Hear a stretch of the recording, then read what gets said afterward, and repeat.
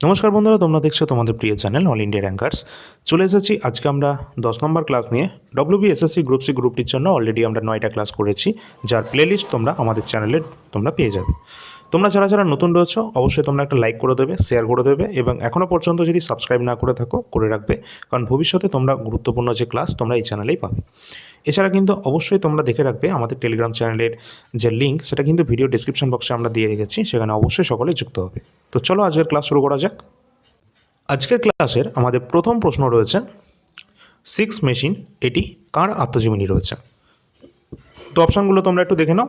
এখানে আমাদের Virender Sehwag, Chris Gayle, AB ABD Villiers, এছাড়া শাহিদ আফ্রিদি।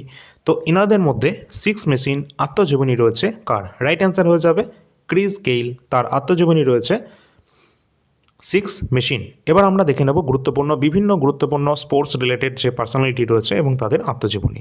ফার্স্টে তোমাদের একটু বলে রাখি, যেখানে কিন্তু রয়েছে প্লেইং ইট মাই ওয়ে। কিছু গুরুত্বপূর্ণ ক্রিকেটারের আমি একটু বলে দিচ্ছি। প্লেইং ইট মাই ওয়ে, যেটা কিন্তু আমাদের সচিন তেন্ডুলকরের আত্মজীবনী রয়েছে। আর আমাদের এই সচিন তেন্ডুলকর তিনি কিন্তু সবথেকে কম বয়সী যিনি ভারতরত্ন পুরস্কারে সম্মানিত হয়েছেন সাল 2014-তে। এছাড়া আমাদের রয়েছে যুবরাজ সিংয়ের আত্মজীবনী the test of my life. The test of my life এটি কিন্তু রয়েছে যুবরাজ সিংয়ের। এছাড়া রয়েছে সুনীল গাভাস্কারের সানি ডেজ। ক্যাপ্টেন যদি বলা হয় কপিল দেবের কার রয়েছে, কোনটা রয়েছে? তো straight from the heart. Straight from the heart এটা রয়েছে কপিল দেবের। 281 অ্যান্ড বিয়ন্ডস এটি রয়েছে ভিভিএস লক্ষ্মণের আত্মজীবনী। প্রতিটা ইম্পর্টেন্ট। এছাড়া আমরা যদি বলি মেরি কমের আত্মজীবনীর নাম কি, তাহলে কিন্তু হবে আনব্রেকেবল। যেগুলো পরীক্ষায় এসেছে সেগুলো আমি তোমাদের একটু বলছি, ঠিক আছে? তো সানিয়া মির্জাটাও দেখে রাখবে, বিখ্যাত টেনিস তারকা আমাদের ভারতীয় সানিয়া মির্জা, যার অটোবায়োগ্রাফি রয়েছে এস এগেইনস্ট ওডস। এটা কিন্তু রয়েছে সানিয়া মির্জার আত্মজীবনী। এছাড়া আমরা যদি চলে আসি মিলখা সিংয়ের কথায়, তো মিলখা সিং ইনিও কিন্তু আমাদের ভারতীয়, তিনি কিন্তু একজন বিখ্যাত দৌড়বাজ রয়েছেন। তো তাকে কিন্তু ফ্লাইং স্টিক নামেও আমরা চিনি। তো এখানে কিন্তু অবশ্যই তার অটোবায়োগ্রাফি হয়ে যাবে the race of my life. The race of my life এটি কিন্তু রয়েছে কার? অবশ্যই মিলখা সিংয়ের। এছাড়া আরেকজন কিন্তু বিখ্যাত দৌড়বাজ রয়েছে, যিনি কিন্তু জামাইকা থেকে বিলং করছেন, যার নাম উসেন বোল্ট। উসেন বোল্ট এর আত্মজীবনীর নাম কি? ফাস্টার দ্যান লাইটিং। ফাস্টার দ্যান লাইটিং এটি কিন্তু পরীক্ষায় অলরেডি চলে এসেছে।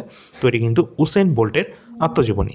পরবর্তীকালে আমরা আরেকটা দেখে নেব, যেটা কিন্তু a short at history. A short at history এটা কার রয়েছে? অভিনব বিন্দ্রা, তার আত্মজীবনী রয়েছে এ শর্ট অ্যাট হিস্ট্রি। পরীক্ষার জন্য প্রতিটা ইম্পর্টেন্ট। আরেকজনও রয়েছে বিখ্যাত আমাদের ভারতের থেকেই, সানিয়া নেহওয়াল। সানিয়া নেহওয়াল তিনি ব্যাডমিন্টনের সাথে সম্পর্কিত এবং তার আত্মজীবনীর নাম হচ্ছে playing to win. Playing to win. আরেকজন রয়েছে আমাদের বিখ্যাত দাবাড়ু, যার নাম বিশ্বনাথন আনন্দ। 5 বারের তিনি কিন্তু দাবার গ্র্যান্ডমাস্টার জিতেছেন। তো তার যে অটোবায়োগ্রাফি রয়েছে সেটা হচ্ছে মাইন্ড মাস্টার। কী বললাম? Mind master. পরীক্ষায় কিন্তু এইগুলো বহুবার কিন্তু পরীক্ষায় চলে এসেছে। এগুলো সকলে একটু দেখে রাখবে। চলো পরের প্রশ্ন আমাদের রয়েছে, ভারতীয় সংবিধানের 76 নম্বর ধারা কোন কর্মকর্তার সাথে সম্পর্কিত? তো 76 নম্বর যে আর্টিকেলটা রয়েছে আমাদের ভারতের সংবিধানে, এটা কার সাথে সম্পর্কিত রয়েছে? অবশ্যই আমরা প্রায় সকলেই জানি, একটা সাংবিধানিক বডি, যেটা হচ্ছে আমাদের কোনটা? Attorney general. অ্যাটর্নি জেনারেল, যেটা আর্টিকেল নাম্বার 76-এ কিন্তু দেওয়া রয়েছে এ সম্পর্কে। তো আমাদের দেখে নিতে হবে বর্তমান অ্যাটর্নি জেনারেল কে রয়েছেন। তো বর্তমানে কিন্তু আমাদের ভারতের অ্যাটর্নি জেনারেল রয়েছেন আর ভেঙ্কটরমণি। আর ভেঙ্কটরমণি বর্তমানে অ্যাটর্নি জেনারেল রয়েছেন এবং ভারতের প্রথম অ্যাটর্নি জেনারেলের নাম হচ্ছে এম.সি. সেতালভাত। এম.সি. সেতালভাত তিনি কিন্তু আমাদের ভারতের প্রথম অ্যাটর্নি জেনারেল ছিলেন। আর অ্যাটর্নি জেনারেলের কাজ কি? অবশ্যই যে সমস্ত লিগাল ম্যাটারগুলো রয়েছে সেই আইনি সম্পর্কে সচেতনতা অর্থাৎ পরামর্শ দেওয়া, সেটাই হচ্ছে অ্যাটর্নি জেনারেলের কাজ। কাকে দেওয়া?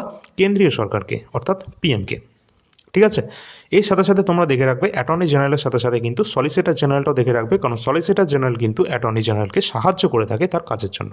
তো বর্তমান সলিসিটর জেনারেল কে রয়েছে? তুষার মেহতা। তুষার মেহতা রয়েছেন বর্তমান সলিসিটর জেনারেল।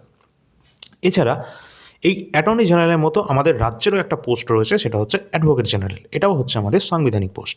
অ্যাটর্নি জেনারেলের মতোই অ্যাডভোকেট জেনারেল, যেটা আর্টিকেল নাম্বার কত? আর্টিকেল নাম্বার 165 থেকে আমরা জানতে পারি অ্যাডভোকেট জেনারেলের সম্পর্কে। এটা কিন্তু রাজ্যের যে আমাদের রাজ্য সরকার রয়েছে তাকে কিন্তু আইন বিষয়ে পরামর্শ দান করে। পরবর্তী আমাদের প্রশ্ন রয়েছে, লোকটাক হ্রদ এটি ভারতের কোন রাজ্যে অবস্থান করছে? তো লোকটাক হ্রদ এটি কিন্তু ভারতের অবস্থান করছে মণিপুর রাজ্যে। তো এক্ষেত্রে আমাদের অপশানটা এখানে রাইট করাই আছে। তো এখানে মণিপুর রাজ্যে আমাদের অবস্থান করছে লোকটাক হ্রদ। তো এটা আমাদের রাইট অ্যান্সার হবে। এর সাথে সাথে তোমরা দেখে রাখবে যে এই হ্রদেই অবস্থান করছে পৃথিবীর একমাত্র ভাসমান জাতীয় উদ্যান কেইবুল লামজাও ন্যাশনাল পার্ক। অবশ্যই এক্সামের জন্য ইম্পর্টেন্ট, বহুবার চলে এসেছে যে ভারতের একমাত্র যে ভাসমান জাতীয় উদ্যান যার নাম কেইবুল লামজাও ন্যাশনাল পার্ক, এটা অবস্থান করছে ভারতের কোন রাজ্যে? মণিপুরে অবস্থান করছে। কোন হ্রদে এটা অবস্থান করছে? লোকটাক হ্রদে এটা অবস্থান করছে। আর এখানে দেখে রাখবে যে এখানে কিন্তু বিখ্যাত যে সাংগাই হরিণ, এই সাংগাই হরিণ কিন্তু আমরা এই জাতীয় যে ন্যাশনাল পার্ক রয়েছে সেই পার্কে কিন্তু আমরা দেখতে পাই। পরের প্রশ্ন আছে, ভালো লাগলে একটা লাইক কিন্তু সকলে করবে এবং শেয়ার করে দেবে। ভারতে জেন্ডার বাজেট প্রথম কোন বছর চালু হয়েছে? তো জেন্ডার বাজেট যেটা ভারতে প্রথম চালু হয়েছিল সাল 2005 থেকে 6-এর মধ্যে, সুতরাং 2005 কিন্তু আমাদের রাইট অ্যান্সার হবে। তোমাদের মোটামুটি 5 থেকে 6-এর মধ্যেই কিন্তু এই জেন্ডার বাজেট কিন্তু চালু হয়েছে। পরের প্রশ্ন আছে, সংবিধানের কোন সংশোধনীর মাধ্যমে ভোটদানের যে বয়স যেটা 21 থেকে কমিয়ে 18 বছর করা হয়েছে? তো 21 থেকে কমিয়ে 18 বছর করা হয়েছে কত নম্বর সংশোধনীর মাধ্যমে? তো এখানে কিন্তু রাইট অ্যান্সার হয়ে যাবে 42, 44, 61 না 73। সঠিক অ্যান্সার হয়ে যাবে 61 নম্বর অ্যামেন্ডমেন্ট অ্যাক্টের মাধ্যমে কিন্তু ভোটদানের যে বয়সসীমা যেটা 21 থেকে কমিয়ে 18 বছর করা হয়েছে। এবং এটা কত সালে করা হয়েছে সেটাও কিন্তু দেখে রাখবে। এখানে সেই সময় কিন্তু আমাদের কে ছিলেন? রাজীব গান্ধী কিন্তু সেই সময় ছিলেন, ঠিক আছে। তো এটি কিন্তু 1988 সালে করা হয়েছিল। কত সালে? 1988 সালে রাজীব গান্ধীর সময়কালে 61 নম্বর এই অ্যামেন্ডমেন্ট অ্যাক্টে কিন্তু হয়েছিল, যেখানে ভোটদানের বয়সসীমা 21 থেকে কমিয়ে 18 বছর করা হয়েছে। পরের প্রশ্ন আছে, রাজ্যসভার অধিবেশনের যে সভাপতিত্ব সেটা কে করে থাকেন? তো রাজ্যসভার অধিবেশনের সভাপতিত্ব করে থাকেন কে? অবশ্যই উপরাষ্ট্রপতি, তিনিই কিন্তু রাজ্যসভার সভাপতিত্ব করেন। তার কারণ উপরাষ্ট্রপতি কিন্তু x officio chairman of the Rajya Sabha হয়ে থাকেন, অর্থাৎ পদাধিকার বলে তিনি কিন্তু রাজ্যসভার চেয়ারম্যান হয়ে থাকেন উপরাষ্ট্রপতি। তো উপরাষ্ট্রপতি এই পাওয়ারটা কত নম্বর আর্টিকেল থেকে পাচ্ছেন? অবশ্যই আর্টিকেল নাম্বার 64, যেখানে কিন্তু বলা আছে যে উপরাষ্ট্রপতি x officio chairman of the Rajya Sabha. এটা অলরেডি পরীক্ষায় বহুবার চলে এসেছে। এবং বর্তমান ভারতের উপরাষ্ট্রপতির নাম কি রয়েছে? তো রাইট অ্যান্সার কোনটা হবে? অবশ্যই সিপি রাধাকৃষ্ণন, যিনি কিন্তু বর্তমান ভারতের উপরাষ্ট্রপতি। এবং যেহেতু তিনি উপরাষ্ট্রপতি সেহেতু তিনি ভারতের রাজ্যসভার চেয়ারম্যান কিন্তু রয়েছেন, ঠিক আছে। এটাও আমাদের মাথায় রাখতে হবে। এর সাথে এটাও দেখে রাখবে ভারতের প্রথম যে উপরাষ্ট্রপতি রয়েছেন তার নাম কি? সর্বপল্লী রাধাকৃষ্ণন। পরবর্তী প্রশ্নে যাওয়ার আগে তোমাদের বলে রাখি যে আমাদের কাছে বর্তমানে অ্যাভেলেবেল রয়েছে কমপ্লিট স্ট্যাটিক জিকে, যেটা কিন্তু তোমাদের সমস্ত এক্সামের জন্য এটা ইম্পর্টেন্ট। সেটা এসএসসি দাও, রেলওয়ে দাও, আমাদের রাজ্যের WBSSC group C group D দাও, সমস্ত এক্সামে কিন্তু এটা ইম্পর্টেন্ট রয়েছে। তার জন্য এটা কিন্তু সবাই নিয়ে রাখবে। এই যে নাম্বারটি তোমরা দেখতে পাচ্ছ, এই নাম্বারে হোয়াটসঅ্যাপের মাধ্যমে যোগাযোগ করবে। নাম্বারের লিঙ্ক ভিডিও ডিসক্রিপশানে দেওয়া থাকবে। এখানে সমস্ত টপিকগুলো তোমরা একটু দেখে নাও। এখানে সমস্ত টপিক নামগুলো দেওয়া রয়েছে। টোটাল 120-র ওপর কিন্তু টপিকের সংখ্যা রয়েছে। টোটাল পেজ সংখ্যা রয়েছে 126টি। এবং এখানে তোমাদের সংবিধানের গুরুত্বপূর্ণ তথ্যও কিন্তু দেওয়া রয়েছে, যেগুলো এক্সামে তোমাদের আসে ডাইরেক্ট, সেগুলো কিন্তু সব এখানে দেওয়া রয়েছে। তো এখানে এটা যদি তোমরা পড়ে যাও, মোটামুটি তোমাদের স্ট্যাটিক জিকেতে কোনো সমস্যা হওয়ার কথা নেই, ঠিক আছে। আর এখান থেকে কিন্তু আমাদের রাজ্যের এক্সামে কিন্তু ডাইরেক্ট পরীক্ষায় কমন চলে এসছে। অলরেডি ডব্লিউবি বা কেপি কনস্টেবলে তোমাদের দেখিয়েছিলাম, অনেক প্রশ্ন কিন্তু এখান থেকে কমন ছিল। সুতরাং তোমরা যারা যারা এটা প্রয়োজন রয়েছে অবশ্যই তোমরা কিন্তু এটা নিয়ে নিতে পারো। ডিসক্রিপশন বক্সের নম্বরে যোগাযোগ করবে। পরবর্তী এখানে দেখতে পাচ্ছ কমপ্লিট ইন্ডিয়ান হিস্ট্রি, যেখানে কিন্তু প্রাচীন মধ্য এবং আধুনিক ভারতের ইতিহাস কিন্তু রয়েছে। এবং গ্রুপ সি গ্রুপ ডিতে আমাদের রাজ্যে যে এক্সাম রয়েছে সামনেই, তো সেখানে কিন্তু 2 থেকে 3 নম্বর তোমরা এখান থেকে কমন পেয়ে যাবে, ইতিহাসে যাই প্রশ্ন আসুক না কেন। টোটাল 80টা পেজের মধ্যে এটা কমপ্লিট করা রয়েছে এবং সমস্ত গুরুত্বপূর্ণ তথ্য কিন্তু এখানে দেওয়া রয়েছে, যেটা এক্সামে কিন্তু তোমাদের আসতে পারে। আর এগুলো কিন্তু যেগুলো তথ্য দেওয়া রয়েছে ওইগুলো কিন্তু অলরেডি তোমাদের কোনো না কোনো এক্সামে চলেও এসেছে। তো সেই অনুযায়ী তোমাদের এটা রেডি করা হয়েছে এবং কমপ্লিট ইন্ডিয়ান হিস্ট্রিকে কিন্তু এখানে দেওয়া রয়েছে। শেষের দিকে ওয়ান শট টাইপের কিছু প্রশ্ন উত্তরও দেওয়া রয়েছে, যেগুলো পড়ে গেলে পরীক্ষায় তোমরা এখান থেকে ডাইরেক্ট প্রশ্ন কমন পেয়ে যাবে। এছাড়া রেল এবং এসএসসির জন্য মোস্ট ইম্পর্ট্যান্ট রয়েছে কারেন্ট অ্যাফেয়ার্স, যেটা তোমরা জানুয়ারি থেকে ডিসেম্বর পর্যন্ত পাবে। এখানে দেখতে পাচ্ছ নভেম্বর মাসের মান্থলি কারেন্ট অ্যাফেয়ার্স, যেটা কিন্তু তোমরা এই নাম্বারে যোগাযোগ করলে পেয়ে যাবে। যে কোনো মাসের জন্য তোমাদের 20 টাকা করে পেমেন্ট করতে হবে। এখানে টোটাল জানুয়ারি থেকে ডিসেম্বর পর্যন্ত বর্তমানে অ্যাভেলেবেল রয়েছে, তোমাদের প্রয়োজন মতো নিতে পারবে। এবং এখানে প্রতি মাসে 450-র কাছাকাছি নাম্বার অফ কোশ্চেন রয়েছে, যেগুলো কিন্তু তোমরা ₹20 পার মান্থ অনুযায়ী পাবে। এবং 2025-এর পর কিন্তু আমরা 2026-এর জন্য তোমাদের কিন্তু প্রোভাইড করব মান্থলি কারেন্ট অ্যাফেয়ার্সের পিডিএফ। এছাড়া রেলওয়ে কিন্তু এক্সাম পরপর ব্যাক টু ব্যাক কিন্তু রয়েছে, আমাদের কিন্তু সমস্ত এক্সামের ডেট কিন্তু দেওয়া হয়ে গেছে 2025-এরটা। তো যেটা 2026-এ হবে রেলওয়ে এএলপি, টেকনিশিয়ান, জেই, প্যারামেডিক্যাল ক্যাটাগরি সমস্ত কিন্তু রেলের এক্সাম ডেট কিন্তু অলরেডি কিন্তু অ্যানাউন্সমেন্ট করা হয়েছে। এর পরবর্তী যে এক্সামটা হবে সেটা হচ্ছে আমাদের রেলওয়ে এনটিপিসি গ্র্যাজুয়েট লেভেল, তারপর হবে আন্ডার গ্র্যাজুয়েট। তো খুব শীঘ্রই 2 মাসের মধ্যে তোমাদের এক্সাম কিন্তু শুরু হয়ে যাবে। তার জন্য কিন্তু তোমরা প্রিভিয়াস ইয়ার প্রশ্নপত্র নিয়ে তাড়াতাড়ি পড়তে থাকো। এটা কিন্তু 2024-এর যে এক্সামটা হয়েছে যেটা 2025-এ হয়েছিল, 47টা শিফটে হয়েছিল, এবং এটা কিন্তু তোমাদের সাবজেক্ট ওয়াইজ তোমাদের বাংলা ভাষায় দেওয়া রয়েছে জিকেগুলোকে। এখানে টোটাল 82টা পেজের মধ্যে কমপ্লিট করা রয়েছে গ্র্যাজুয়েট লেভেলের সমস্ত প্রশ্নোত্তর। তো যাদের প্রয়োজন রয়েছে তোমরা বেশি দেরি না করে অবশ্যই কিন্তু নিয়ে নেওয়ার চেষ্টা করবে। এটা 99 টাকা প্রাইস রয়েছে। এবং তোমরা 2020-21-এর যে এনটিপিসি হয়েছিল যেটা 133টা শিফটে হয়েছিল, টোটাল এখানে কিন্তু 5000 কোশ্চেন রয়েছে, ঠিক আছে? তো অবশ্যই এটাও কিন্তু তোমরা নিয়ে নেওয়ার চেষ্টা করবে। এটা কিন্তু প্রাইস রয়েছে 99। এছাড়া তোমরা কিন্তু দেখতে পাচ্ছ এখানে কমপ্লিট কিন্তু আমাদের এসএসসি জিডি কনস্টেবল 2024 এবং 2025-এর প্রিভিয়াস ইয়ার জিকে কোশ্চেনটাও পড়তে হবে, কারণ এটারও কিন্তু এক্সাম কিন্তু সামনেই রয়েছে আমাদের। তো এটা কিন্তু দুটোই তোমরা কিন্তু 50 টাকার মধ্যে কিন্তু পেয়ে যাবে, 50-50 করে রয়েছে। এছাড়া কমপ্লিট বায়োলজি রয়েছে যেটা রেলওয়ে এক্সামের জন্য ইম্পর্টেন্ট রয়েছে, 60 টাকার মধ্যে পাবে। এছাড়া অন্যান্য পিডিএফ তো এখানে দেওয়াই রয়েছে, তোমাদের যেটা প্রয়োজন রয়েছে প্রয়োজন মতো তোমরা নিয়ে নেবে। আর অবশ্যই টেলিগ্রাম চ্যানেলে যুক্ত হবে, টেলিগ্রামের লিঙ্ক ভিডিও ডিসক্রিপশন বক্সে দেওয়া থাকবে, এই নাম্বারে যোগাযোগ করবে, লিঙ্ক ডিসক্রিপশনে দেওয়া থাকবে। পরবর্তী আমাদের প্রশ্ন রয়েছে ইসরো কত সালে স্থাপিত হয়েছে? তো ইন্ডিয়ান স্পেস রিসার্চ অর্গানাইজেশন যেটা প্রতিষ্ঠিত হয়েছে 1969-এর 15ই আগস্ট। 15ই আগস্ট 1969-এ প্রতিষ্ঠিত হয়েছে ইসরো। এর হেডকোয়ার্টার অবস্থান করছে কর্ণাটকের বেঙ্গালুরু শহরে। ইসরো এর চেয়ারম্যান কে রয়েছে? বর্তমান ইসরো চেয়ারম্যান রয়েছেন কে? এস সোমনাথন বর্তমান ইসরো চেয়ারম্যান রয়েছেন তিনি। এবং ইসরোর ফাউন্ডারটা কে রয়েছেন? পরীক্ষায় কিন্তু চলে আসে ইসরোর ফাউন্ডারের নাম। তো ইসরো কিন্তু প্রতিষ্ঠা করেছিলেন কে? বিক্রম সারাভাই। ডক্টর বিক্রম সারাভাই কিন্তু ইসরোর প্রতিষ্ঠাতা ছিলেন। বিক্রম সারাভাই এর প্রতিষ্ঠাতা ছিলেন। এবং এখানে কিন্তু দেখে রাখবে, আমি তোমাদের এস সোমনাথন বললাম, এস সোমনাথন আগের জন ছিলেন, ঠিক আছে? তো ইসরোর বর্তমান চেয়ারম্যান কিন্তু হয়ে যাবে ভি নারায়ণন, ঠিক আছে? তো তিনি কিন্তু বর্তমানে রয়েছেন ইসরোর চেয়ারম্যান। এবং ইসরো কিন্তু কত নম্বর 5 ইয়ার প্ল্যানের মাধ্যমে এটা তৈরি হয়েছে? ইসরো কিন্তু প্রতিষ্ঠিত হয়েছিল তৃতীয় 5 ইয়ার প্ল্যানের সময়, ঠিক আছে? থার্ড 5 ইয়ার প্ল্যানে। আর এটা হেডকোয়ার্টার কর্ণাটকের বেঙ্গালুরুতে আছে। পরের প্রশ্ন আছে, আর ইসরো এর আগে কিন্তু নাম ছিল কি? ইনকোস্পার, ঠিক আছে? যেটা কিন্তু 1962-তে তৈরি হয়েছিল ইনকোস্পার। আর এক মিনিট, তোমাদের কি বললাম তোমাদের সামথিং, এখানে 5 ইয়ার প্ল্যান যেটা হয়েছিল তৃতীয়টা সম্ভবত 1961 থেকে 66, তাহলে ইসরো তো প্রতিষ্ঠা হচ্ছে 1969, তাই না? তাহলে এটা তৃতীয় নয়, ফোর্থ 5 ইয়ার প্ল্যানের আন্ডারে পড়বে ইসরো, ঠিক আছে? ইসরোটা পড়বে চতুর্থ 5 ইয়ার প্ল্যানের মধ্যে, ঠিক আছে? চলো পরের প্রশ্ন। বলা হয়েছে যে লোকসভার সাধারণ মেয়াদকাল কত বছর? লোকসভার সাধারণ মেয়াদকাল আমাদের রাইট অ্যান্সার হয়ে যাবে অবশ্যই 5 বছরের কিন্তু হয়ে থাকে লোকসভার মেয়াদকাল। আর এখানে কিন্তু দেখে রাখবে লোকসভার বর্তমান স্পিকার কে রয়েছেন? ওম বিড়লা, তিনি কিন্তু লোকসভার বর্তমান স্পিকার। এবং ফার্স্ট আমাদের লোকসভা স্পিকার ছিলেন কে? গণেশ বাসুদেব মবলঙ্কর, জিভি মবলঙ্কর। পরের প্রশ্ন আছে যে 2022 সালের কমনওয়েলথ গেমস ভারত কতগুলি স্বর্ণপদক জিতেছে? অর্থাৎ 2022-এর যে কমনওয়েলথ গেমস হয়েছিল যেখানে ভারত টোটাল কতগুলো গোল্ড মেডেল জিতেছিল?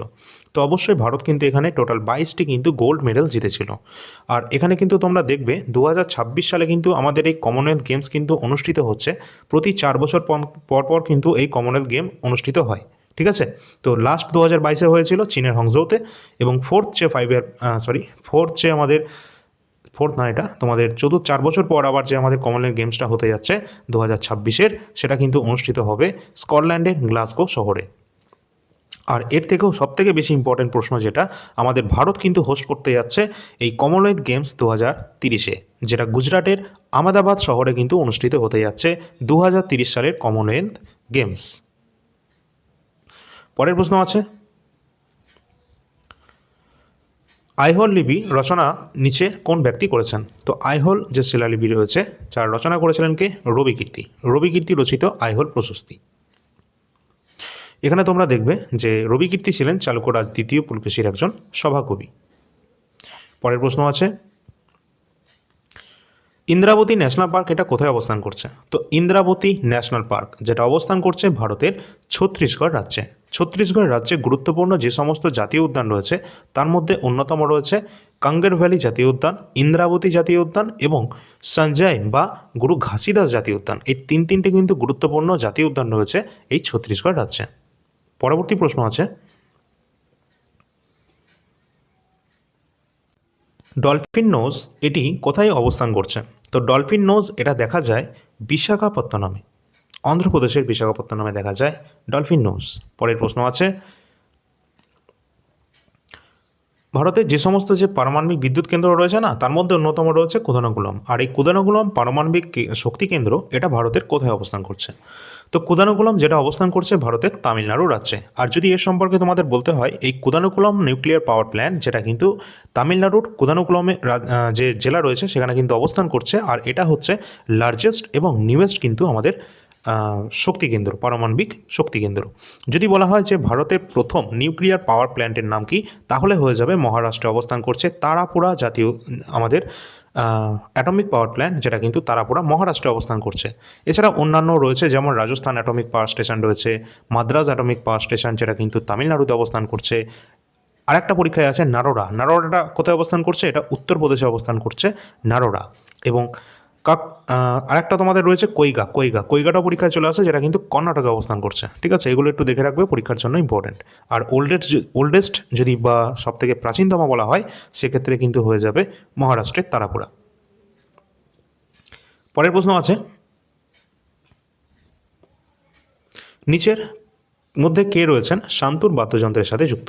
তো শান্তুর বাদক নন বলেছে। তো এখানে কিন্তু অবশ্যই আমাদের রাইট অ্যান্সার কোনটা হবে? শিবকুমার শর্মা, অবশ্যই তিনি একজন সন্তুর বিখ্যাত সন্তুর প্লেয়ার। এছাড়া রয়েছেন ভজন সোপরি, সন্তুর বাদক।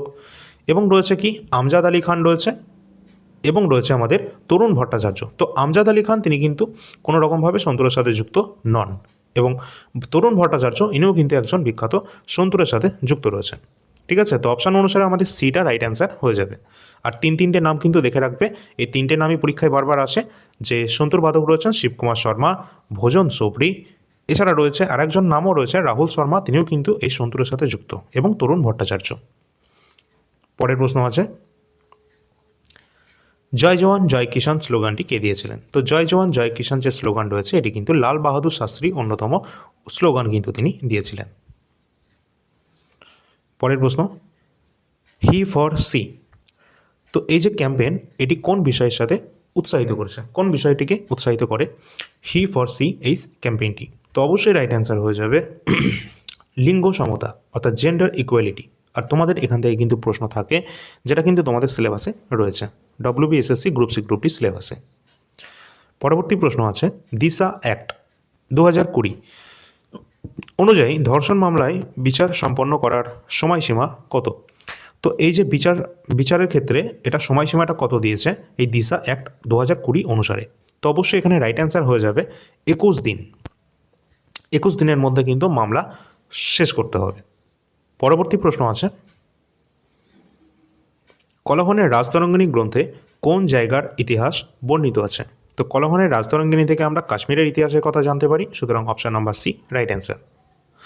পরের প্রশ্ন আছে, যেহেতু এটা আমাদের ওয়েস্ট বেঙ্গলের পরীক্ষা, WBSSC group C group D, তার জন্য কিন্তু পশ্চিমবঙ্গ সম্পর্কিত যে প্রকল্পগুলো রয়েছে বা অন্যান্য যে গুরুত্বপূর্ণ তথ্য রয়েছে সেগুলো দেখতে হবে। তো কন্যাশ্রী প্রকল্প ভারতের কত সালে চালু হয়েছে? অবশ্যই রাইট অ্যান্সার হয়ে যাবে সাল 2013-তে কিন্তু ভারতের কন্যাশ্রী প্রকল্পটি চালু হয়েছে। পরবর্তী প্রশ্ন আছে, সংসদের উভয় কক্ষে যৌথ অধিবেশনে কে সভাপতিত্ব করে থাকেন? তো অবশ্যই রাইট অ্যান্সার কোনটা হবে? এখানে কিন্তু সংসদের উভয় কক্ষের যৌথ অধিবেশন করে থাকেন কে? যেটা কিন্তু Lok Sabha speaker, option number B আমাদের সঠিক অ্যান্সার হবে। আর লোকসভা স্পিকার কিন্তু যে কোনো বিল মানি বিল কিনা এরাও কিন্তু ঠিক করে থাকে লোকসভা স্পিকার।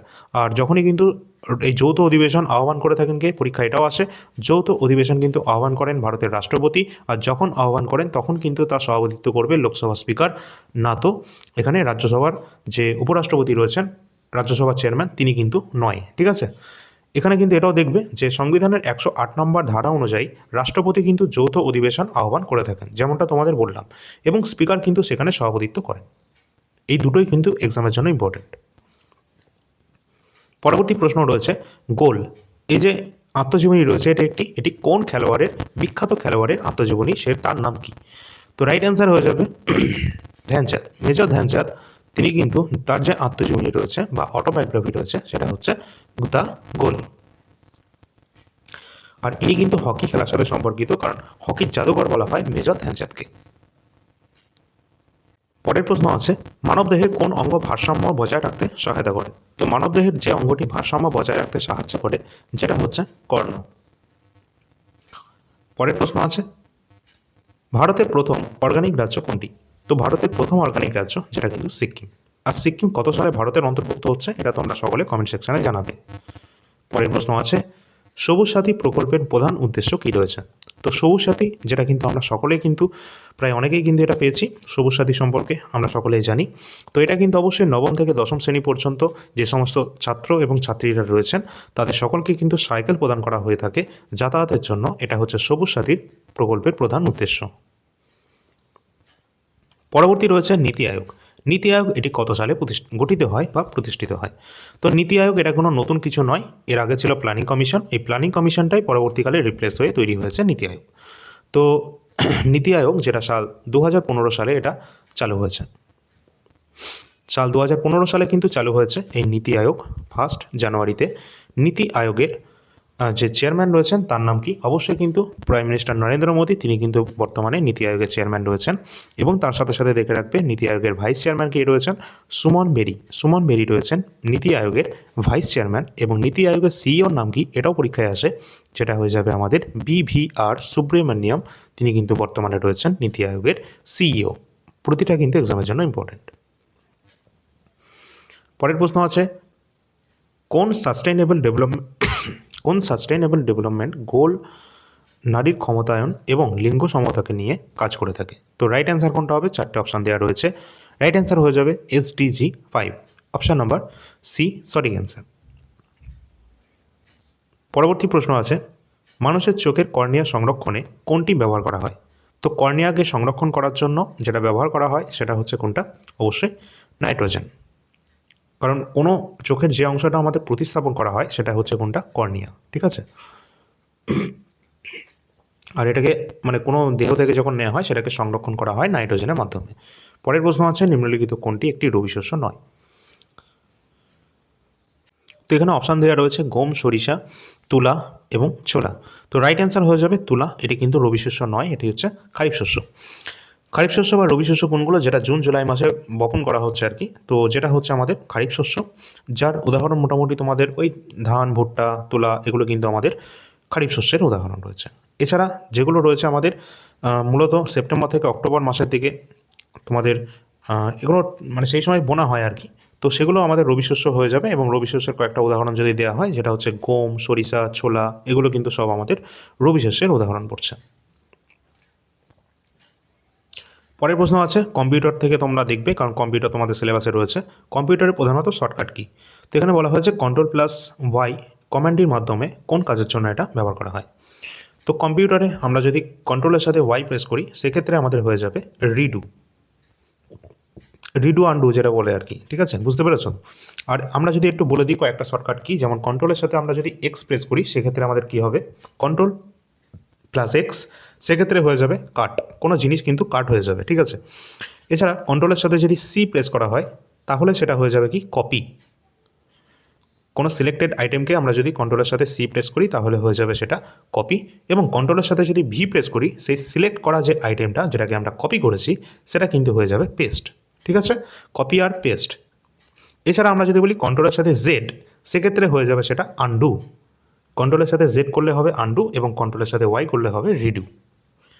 চলো পরের প্রশ্ন আছে। অলরেডি আমরা কম্পিউটার থেকে তোমাদের ক্লাস কিন্তু দিয়ে রেখেছি চ্যানেলে, সেটা দেখে নিতে পারো যাদের প্রয়োজন আছে। নেক্সট আছে NEP 2020 অনুযায়ী ABC এর সম্পূর্ণ রূপ কী হয়ে যাবে? তো অপশান রয়েছে আমাদের রাইট অ্যান্সার যেটা হয়ে যাবে academic bank of credit. Option number B সঠিক অ্যান্সার। তো এই পর্যন্ত ছিল আমাদের আজকের ক্লাসটি। যদি ভালো লাগে তোমরা সকলে একটা লাইক করে দেবে এবং শেয়ার করে দেবে তোমাদের সকল বন্ধুদের সাথে। আজকে পর্যন্ত মোটামুটি তোমাদের নতুন সিলেবাসে 10টা ক্লাস হয়েছে। এর আগেও অলরেডি আমরা পুরোনো সিলেবাস অনুসারে তোমাদের ক্লাস করিয়েছিলাম, পারলে সেগুলো তোমরা দেখবে এই 10টার সাথে সাথে। প্রতিটা ক্লাসে কিন্তু ডিটেলস ইনফরমেশান দেওয়া রয়েছে, সেগুলো অবশ্যই কিন্তু কেউ বাদ দেবে না, স্কিপ করবে না, কারণ যেগুলো প্রশ্ন রয়েছে তার সাথে সাথে ডিটেলস যেগুলো দেওয়া হচ্ছে এই প্রতিটা কিন্তু এক্সামের জন্য ইম্পর্ট্যান্ট। হয়তো প্রশ্ন আসবে না, কিন্তু ডিটেলস যে ইনফরমেশানগুলো দেওয়া হচ্ছে সেখান থেকে কোনো না কোনো কোশ্চেন চলে আসতে পারে, সেগুলোই কিন্তু তোমাদের এমনি এমনি প্রোভাইড করা হচ্ছে না। তো তো অবশ্যই সকলকে বলবো পুরোটা কিন্তু তোমরা মনোযোগ সহকারে দেখবে এবং পারলে নোট করে নিতে পারো।